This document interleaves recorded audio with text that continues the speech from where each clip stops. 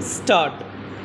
Sir, the budget has been variously described and criticized as one that increases the burden of the common man, one which gives concessions to the rich and encourages foreign investments.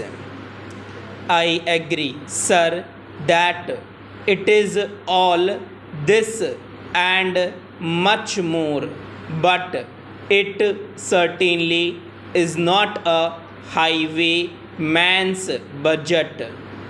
To my mind, sir, the budget is sincere, conscious, and at the same time, it is a bold effort on the part of the finance minister who is charged with heavy responsibility of finding resources for the 10th 5-year plan. This plan, to my mind, sir, is not at all ambitious in view of our needs. It may be looked upon as a rather heavy demand, but looking to our needs, it is not very ambitious. Sir, the fact that even the consideration of the coming general election could not deflect the finance minister from the course which seemed to him necessary and proper should earn him the appreciation of every right thinking man.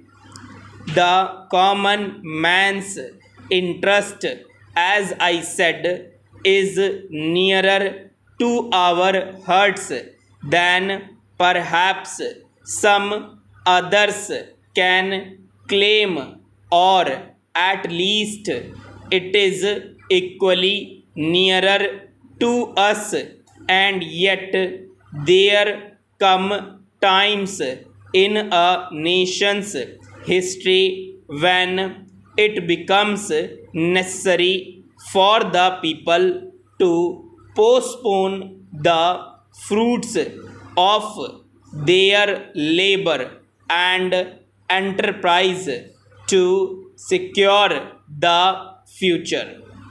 Here also, sir, opinions may differ according to the Communist Party. Such a time came during the last great war when they were exhorting people, the common people, to contribute their full might to the war effort. According to us, however, sir, we are passing through such a time at the present moment, and I have no doubt that the common people appreciate this position and will willingly tighten their belts, contribute their full might, and will surely return the Congress to power having full confidence in the future and looking to a future where their posterity will be assured of a far better social and economic order. Who, sir, does not sympathize with the difficulties of the common man? As a matter of fact, most of us come from that class and I am sure the finance minister would have liked to do away with some of the leaves.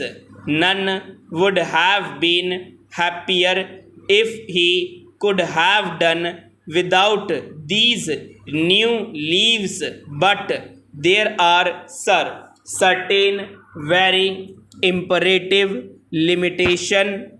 We are passing through a critical period.